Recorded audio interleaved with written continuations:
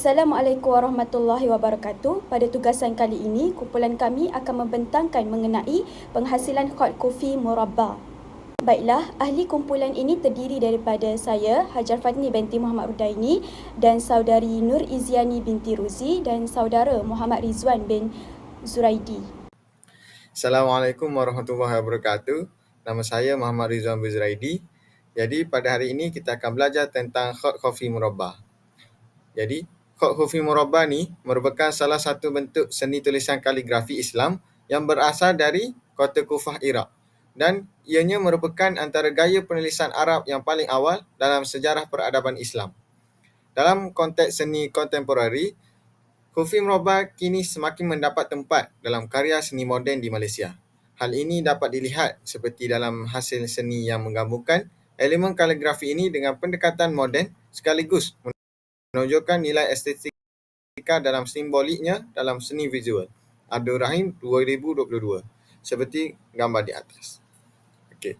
Gaya tulisan ini dikenali melalui bentuk geometri yang bercirikan segi empat atau kotak yang menjadikannya berbeza daripada gaya kaligrafi yang lain.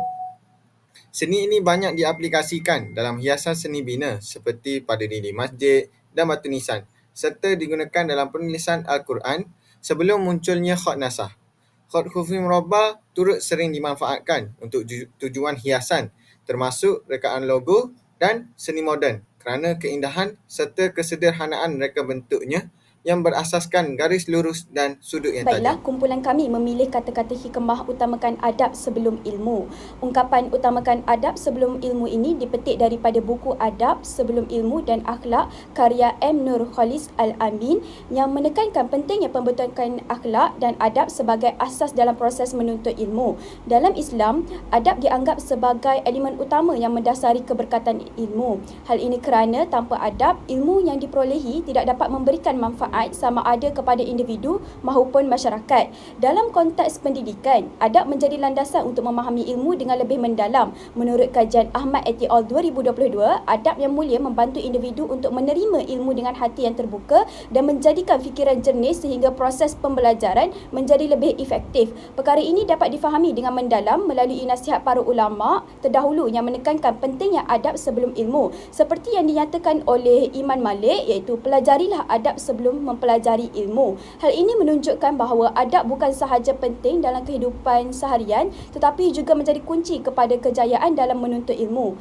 Kesimpulannya, ungkapan utamakan adab sebelum ilmu mengingatkan kita bahawa ilmu tanpa adab hanya akan membawa kepada kesombongan dan kerugian. Oleh itu, adab harus menjadi keutamaan bagi setiap usaha dalam menuntut ilmu. Okey, seterusnya penggunaan kata hikmat utamakan adab sebelum ilmu dalam ayat. Contoh pertama, contoh ayat dalam konteks pendidikan adalah dalam proses pembelajaran.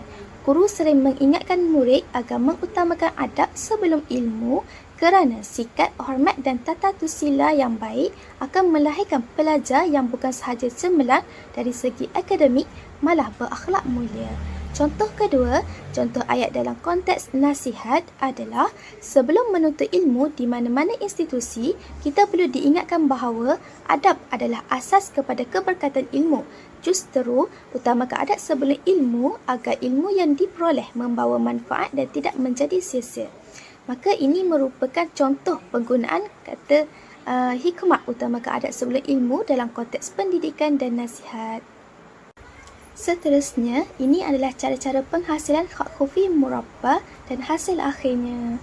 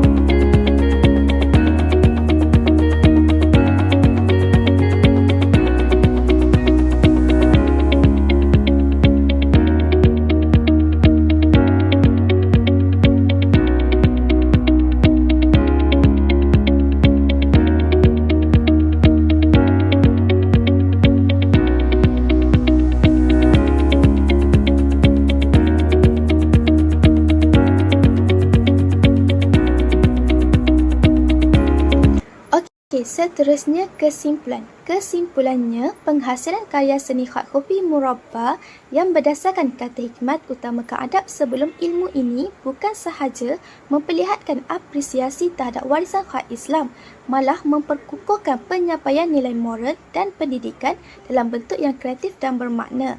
Khat kopi murabba dengan ciri reka bentuk geometri yang ringkas namun simbolik menawarkan satu bentuk ekspresi seni visual yang tidak hanya mementingkan keindahan tetapi juga syarat dengan mesej yang mendalam.